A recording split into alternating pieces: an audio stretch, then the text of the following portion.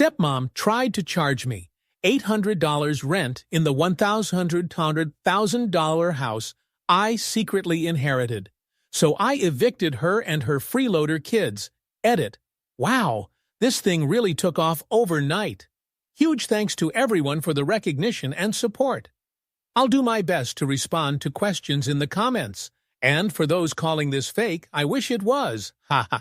Yes, I have proof, but I can't share it due to legal reasons. Edit 2.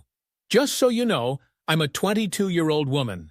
My dad is 46, my stepmom, Tracy, is 43, my stepbrother, Brandon, is 25, and my stepsister, Sierra, is 21. These aren't their real names, obviously. Okay, get comfy, because this story is a long one.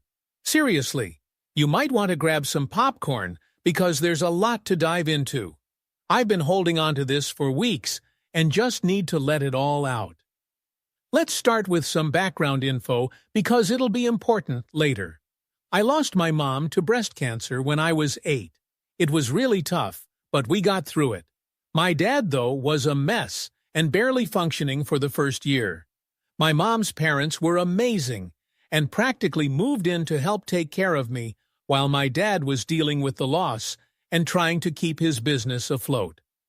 Now, about the house, because this will be crucial later. My grandparents were pretty well off. Not super rich, but comfortable enough to buy a big 4-bedroom house in a nice part of Boston. The idea was we'd all live together so they could help raise me. That worked really well for a bit. But then my dad met Tracy, who totally fits that fake name, at a business conference in Chicago about 2 years after my mom passed.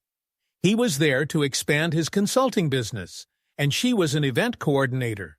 According to him, they hit it off right away.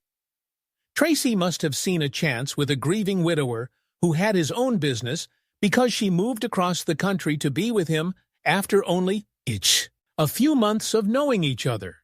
Shockingly, they got married 6 months after meeting. Talk about red flags. Here's where it gets interesting. Tracy brought her 2 kids.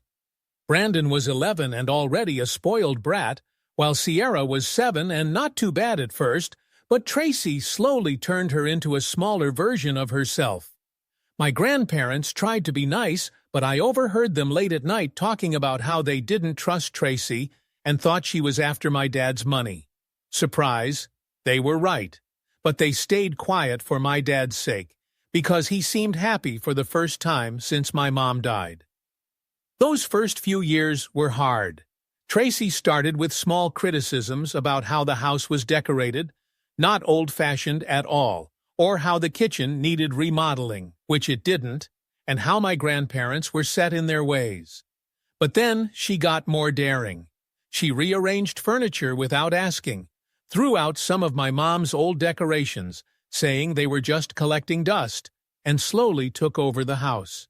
My grandparents were too polite to say anything, and my dad was too smitten to notice. Then the chores started. At first, it made sense that everyone should help around the house, right? Except everyone ended up just being me.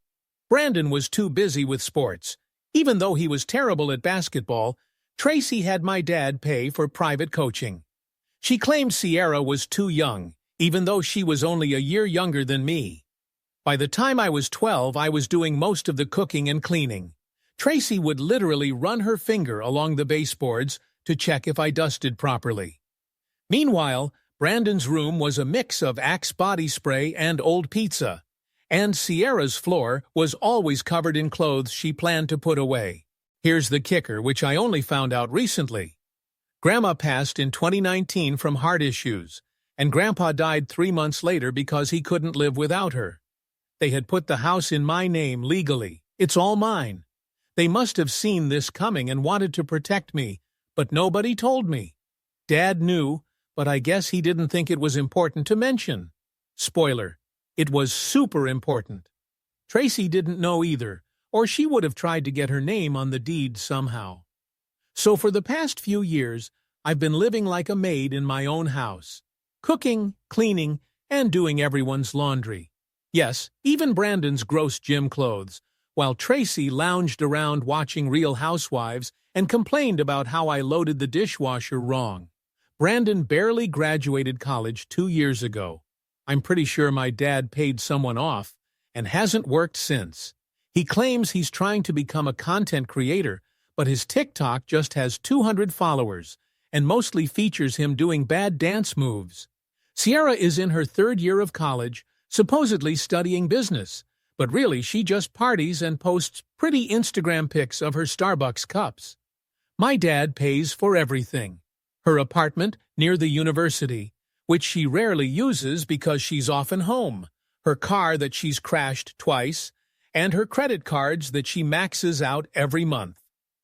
And there I was, working part-time at Starbucks, taking online classes, doing all the household chores, and trying to save money because Tracy kept hinting I needed to start contributing financially.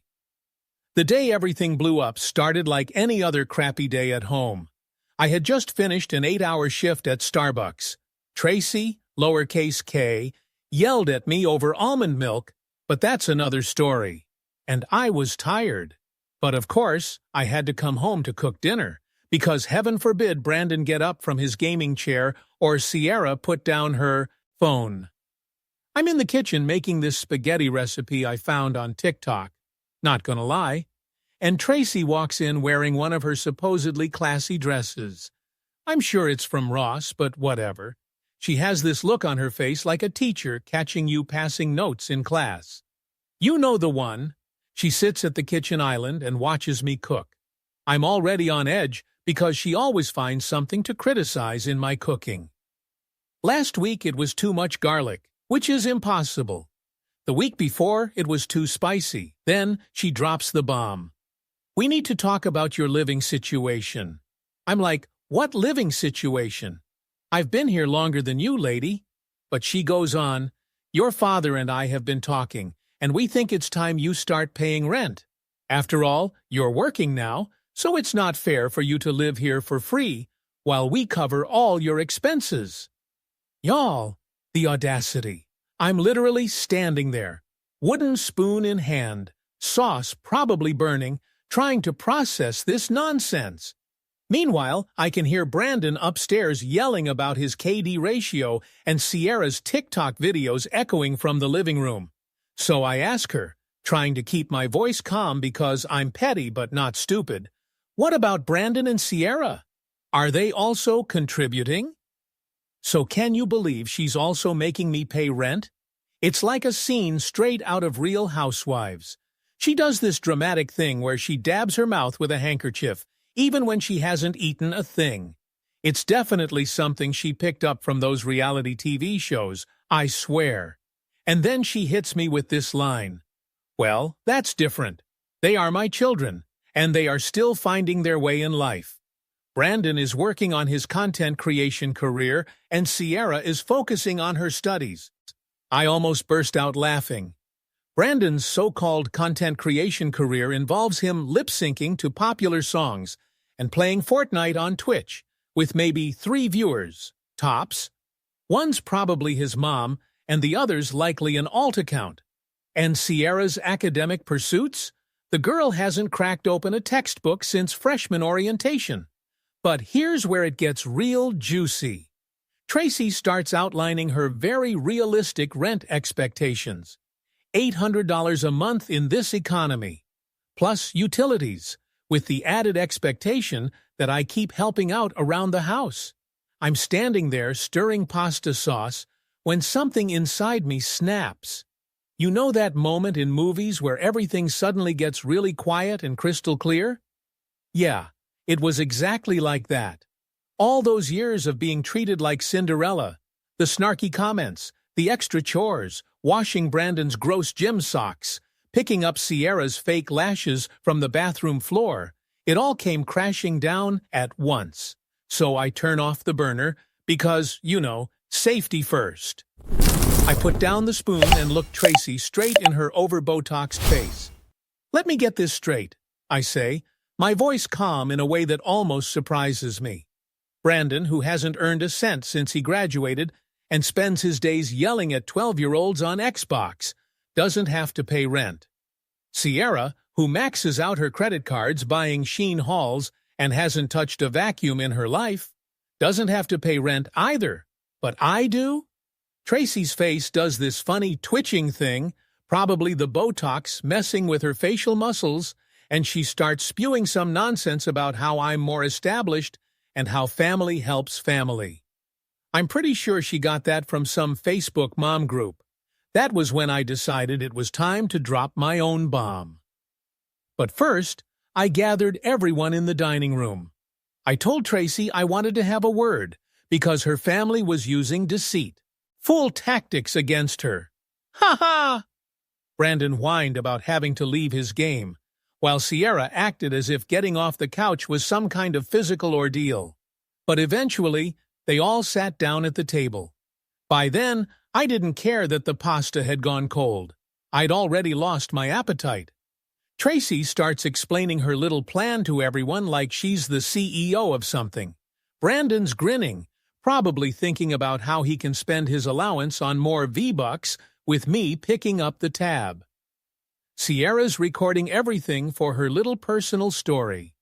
That girl loves drama as long as it doesn't involve her. And that's when I did it. I said the words that changed everything. I'm not paying rent because this house is mine. The silence that followed? OMG, I wish I had captured it. I wish I had a picture of their faces. It was like I had spoken an alien language. Brandon actually froze mid-bite, his fork just hanging there with spaghetti dangling back onto his plate. Gross. Sierra's jaw legit dropped, and it was the first genuine expression I'd seen since she discovered filters. But Tracy, oh man, Tracy's reaction was priceless. You know that spinning wheel you get on your computer when it freezes? That was her face. Her brain seemed to completely stall at what I'd just said. Then they all started laughing, like hysterical, over-the-top laughing. Good one, Brandon snorts, pasta sauce dribbling down his chin. Did you get that from TikTok or something? Sierra's already got her phone out, probably thinking this will be great content for her Relatable Family Moments series, which has maybe 50 followers, if that. Tracy's trying to laugh too, but I can tell panic is creeping in. She's got that look she gets when her credit card gets declined at Nordstrom Rack, and that happens more often than you'd think. What are you talking about? She tries to sound dismissive, but her voice wavers. This house is mine and your dad's. And this is when things start to get really good. I just lean back in my chair, trying to channel that cool villain vibe, you know, and say, why don't you go ahead and call Dad? Tracy's nails start tapping on her iPhone screen so fast, I thought it might crack. I kind of hoped it would, because guess who'd have to go get it fixed? She puts the call on speaker like she always does. She loves having an audience when she thinks she's about to win an argument. The phone rings a few times before Dad picks up. He sounds tired, probably because he's been working while his stepson was busy building his brand or whatever. Tracy's voice is all sweet and fake when she says, Mark, like she's trying to score a hotel upgrade. Lucy is telling some interesting stories about the house. She says it's hers. That can't be right, can it? The silence that followed was deafening. You could literally hear my dad clearing his throat, the way he does when he's uncomfortable. He does it a lot around Tracy. Then finally he says, well, actually, my in-laws put the house in Lucy's name before they passed away. Boom! Tracy's face went through more colors than my old mood ring ever could. First red, then white, then this weird green tint I'd never seen on a human before. What do you mean they put it in her name? She's practically yelling now. When were you going to tell me this? I didn't think it was that important, Dad says quietly. Typical Dad. Not important. Tracy's on her feet now, her chair scraping against the floor. You didn't think it was important to tell me that your teenage daughter owns our house? She hangs up on him mid-sit, intense. The phone hits the table with a thud that I swore would crack the screen again. I kind of hoped it would. Brandon's not laughing anymore. He's turned pale, realizing the game room he always told me to get out of was actually in. Sierra's still recording, but her eyes are wide, like a deer caught in headlights. I can almost feel the TikTok drafts being deleted from her mind. Tracy's breathing like she's just run a marathon in her fake Louboutins. She's trying to stay calm, but I can see her hands shaking. "Well," she says, trying to sound cool, but failing miserably, "this is clearly a misunderstanding. Of course you don't have to pay rent, Lucy. Let's just pretend this conversation never happened." But here's the thing. I was done pretending. Done forgetting all the nonsense they'd put me through over the years. Tired of being their family doormat. I was over them living rent-free in my house while treating me like their personal maid. So, I just smiled and said, "Oh, we're definitely not forgetting this conversation." In fact, I paused for dramatic effect. What can I say? I've learned from the best.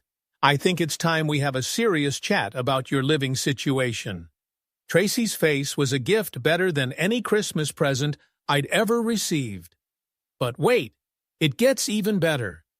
Because while they're all sitting there trying to process this new reality, I can hear Tracy's phone buzzing with texts from my father. She's ignoring it, but I know exactly what's going on.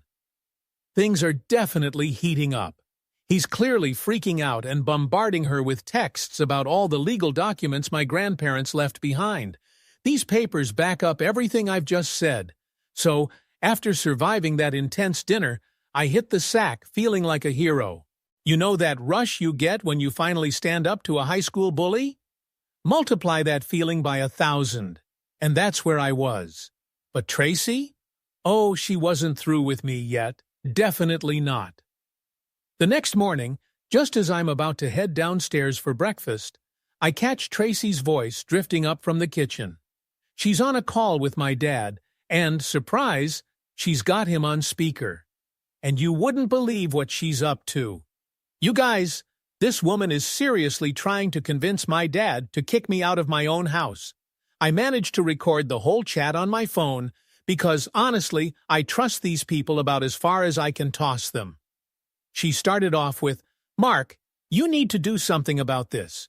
Your daughter's being a real problem." Dad, sounding like he hadn't slept in days, just sighed and asked, "What do you want me to do, Tracy?" She came up with this genius idea about those out-of-state colleges I applied to, suggesting he should push me to pick one. Tell me it's for my independence or something. This woman has a nerve. She's plotting to send me away so she can keep living in my house rent-free. But hang on, it gets juicier. Dad was like, "I don't know, Tracy." And then she goes into this sickly sweet voice, the kind she uses to get what she wants.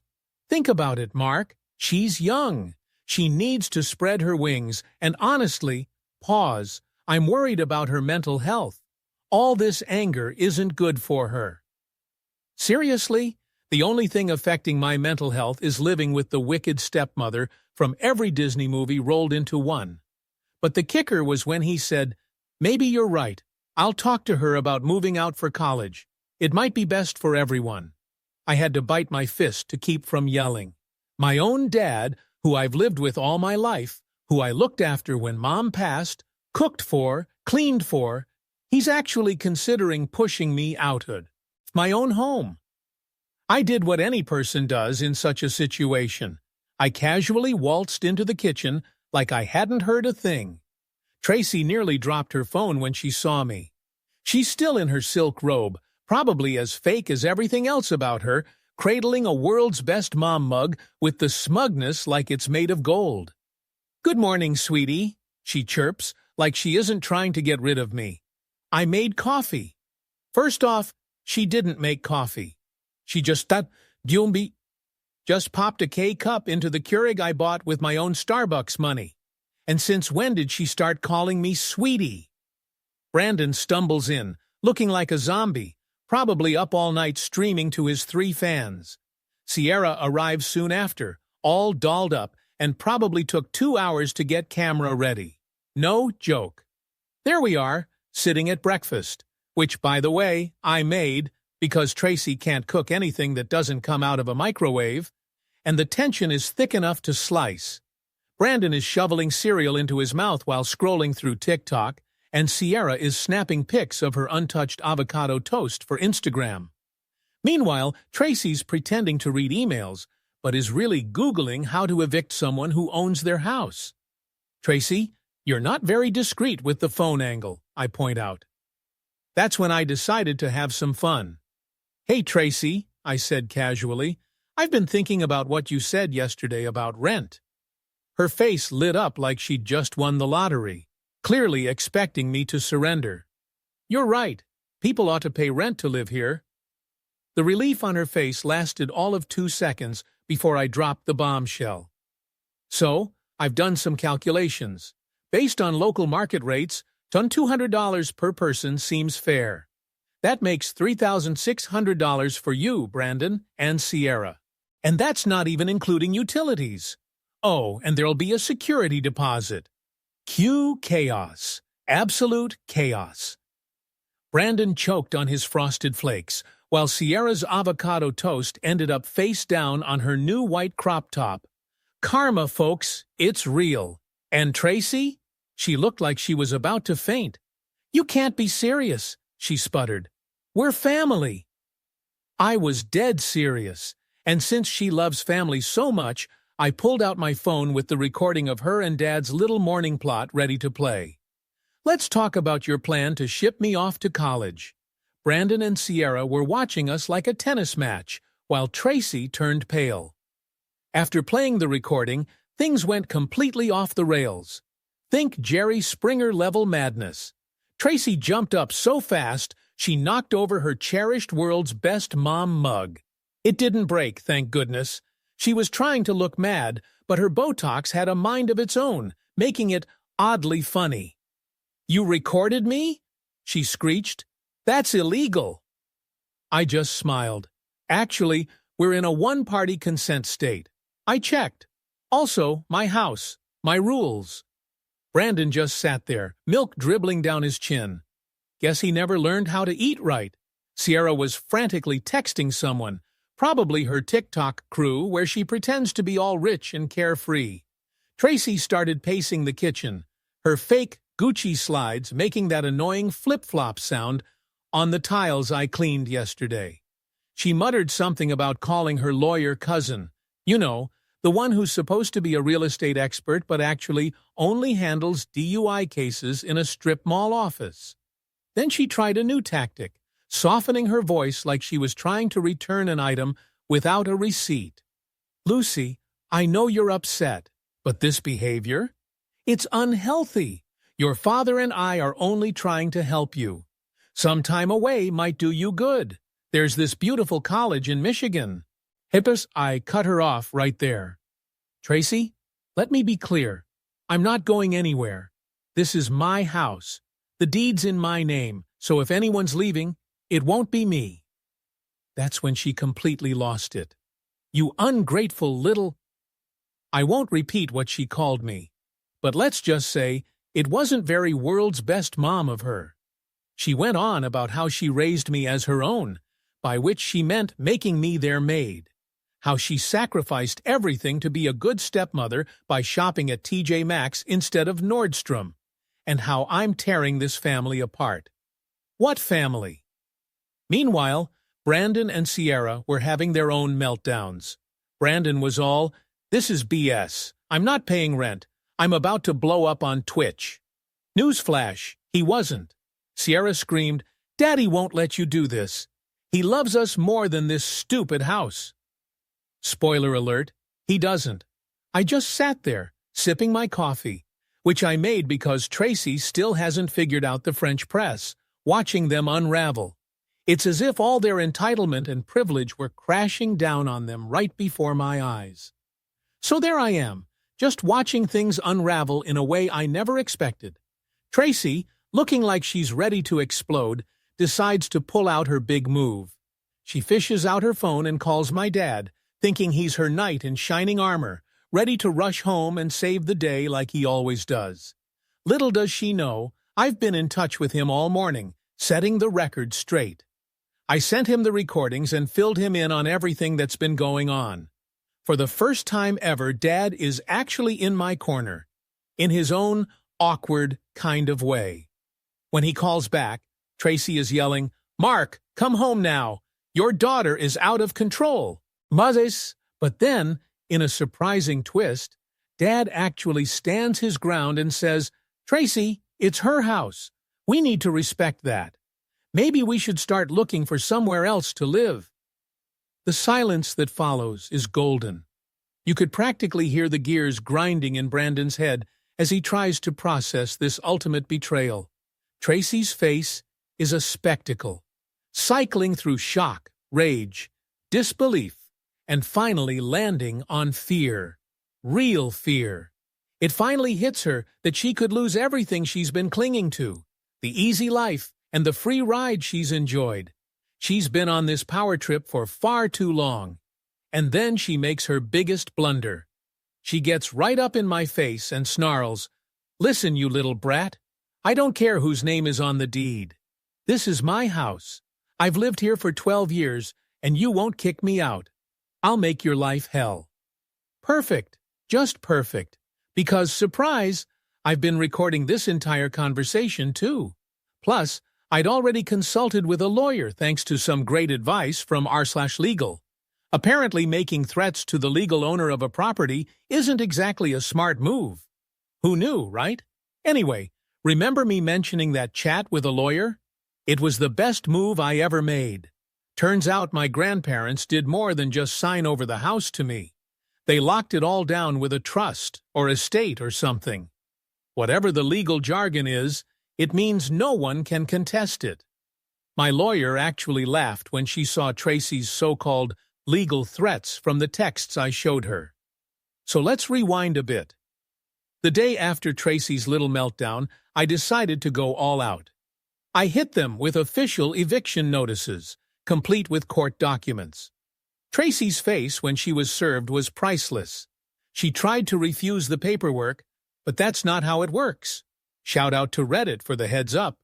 Brandon reacted as expected. He chucked his gaming chair down, the stairs in a fit of rage. Classic Brandon. Sierra had a meltdown on Instagram Live, which hilariously netted her nearly 200 new followers. And Tracy? She completely lost it. First, she tried to get every lawyer in town to take her case, but small-town lawyers all know each other. Word got around quickly after the first couple told her she didn't have a leg to stand on. Even her DUI cousin wouldn't touch it. Then she took her drama to social media, making this long, dramatic post about how her ungrateful stepdaughter was making her family homeless. That backfired when an old friend of my mom's called her out in the comments, complete with receipts. A special shout-out to Elise for saving those screenshots all these years. You're a real MVP. The fallout was glorious. Tracy's friends from the fancy country club started ghosting her. Apparently, they're not keen on associating with people facing eviction. Funny, right? Meanwhile, Brandon and Sierra each faced their own crises.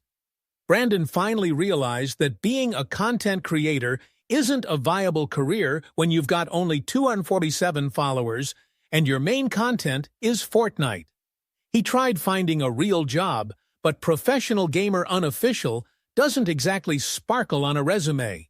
Sierra's sorority friends got wind of the drama thanks to her private story on Instagram, and now they're all gossiping about how her designer bags are probably fakes and her dad isn't actually loaded. She's totally losing it. But the real drama kicked off when Tracy went for a last-ditch move. She waited until I was at work and tried to take some of my mom's jewelry, stuff my grandparents left for me. Lucky for me, I'd installed security cameras after the eviction notice, again thanks to Reddit's advice. I caught her red-handed, trying to stash my mom's vintage necklaces into her tacky Michael Kors purse. I called the cops, filed a report, and handed over the footage. Tracy's attempts to play innocent with the officer, who was a no-nonsense older lady, didn't fly. It's family business, she tried to argue, but trying to steal from the legal homeowner? Not exactly a family matter. I haven't pressed charges yet, since having all this officially documented is more useful for the eviction case. My lawyer's loving it. Speaking of the eviction, remember Tracy's stories about her independent wealth before she met my dad? Total nonsense. She's got nowhere to go and is in a full-on panic. She called my dad's sister for help, but my aunt simply sent her a link to cheap apartment listings. At first, I felt a bit bad, but then I remembered the time Tracy accidentally donated my mom's Christmas ornaments to Goodwill. The icing on the cake? My dad finally showed some backbone. He told Tracy that if she didn't leave quietly, he wouldn't be going with her. Turns out, he'd had enough of her toxic behavior over the past 12 years, too. For the grand finale, after the whole jewelry debacle, Tracy decided to go out with a bang. She attempted one last power move by calling a family meeting. What family? LOL? Right before the final eviction deadline. She pranced in wearing a fake Chanel suit with a hilariously wrong pattern she claimed was vintage. She delivered this speech about choosing to leave because she couldn't deal with the negativity anymore. Since when is getting evicted a noble act? Her so-called trump card was claiming that she and my dad were moving to a beautiful house in Tampa, which they clearly hadn't bought. I'd seen her GoFundMe for Family in Crisis Needs Housing, which had a whopping $43, mostly from her MLM buddies. Plus, my dad wasn't even there for this big reveal. He was at a hotel, understandably upset after witnessing her try to steal my late mom's stuff. But here's the kicker. While she's doing her fake, graceful exit speech, the movers I hired show up, right in the middle of her rant about how this house was never good enough for her anyway. These massive guys start hauling in boxes and dollies, and Tracy's face just freezes in shock. Botox and rage. What a combo. So, picture this. Absolute comedy gold unfolding right before my eyes. This whole fiasco begins when she's suddenly hollering about how unprepared she is and how she's in desperate need of more time to get her stuff in order. Meanwhile, the head mover guy just calls out to Mike with a, "You're a real one," and then turns to her saying, "Ma'am, we have clear instructions. Everything gets packed and moved to your storage unit today. If you've got any issues, take it up with the court." And that's when she completely lost it, like a full-blown meltdown. She starts grabbing random things, insisting they're family heirlooms, including a ceramic bowl of my mom's she wanted to toss out last year. Sierra is fuming because her precious TikTok backdrop is a mess, and Brandon is having an anxiety attack because he can't unplug his gaming gear fast enough. But here's the kicker. Tracy, who always boasted about her designer wardrobe and luxury vintage bags. The movers start packing them up, and half the labels nearly peel off. Meanwhile, I'm just chillin' on the couch, sipping my coffee, and watching the chaos unfold. I even posted a couple updates on my private feed, and suddenly I'm getting all these DMs from high school folks like, "OMG, I always knew she was fake." But that's not all. The final inventory of stuff they tried to sneak out with was ridiculous. 3 of my mom's necklaces caught on camera, my grandma's precious china set too, my beloved coffee maker, the one I bought using my Starbucks earnings, and even every single towel in the house. A bizarre choice, but okay. Oh, and they swiped the garage door opener, which is just hilarious. You know what, though? They can keep the towels. I got myself some fancy new ones that Tracy would have whined about being too pricey, while dropping $500 on her fake designer goods. And now let's talk about the eviction itself. Chef's kiss, perfect execution. They had to do the standard walkthrough with the sheriff's deputy, which felt extra satisfying. Tracy tried to accuse me of damaging her stuff during the move, but the deputy just pointed to my security cameras and asked if she wanted to file a bogus report. She quickly zipped it. Wondering where they are now? Tracy and my dad are crashing at her sister's cramped 2-bedroom apartment in the next town. It's not going well. I saw her sister post on Facebook about ungrateful house guests who don't wash dishes. Brandon had to offload his gaming setup to scrape together a deposit for a room in a dodgy house share. Now, he's working at GameStop, which might actually be good for him. Sierra moved in with her sorority sisters, but they booted her after a week of non-stop crying. Now she's doing a 2-hour commute to college from her mom's sister's place. Her latest TikTok is all about being humbled, but she's still getting roasted in the comments. As for me, the house is delightfully quiet now, almost eerily peaceful.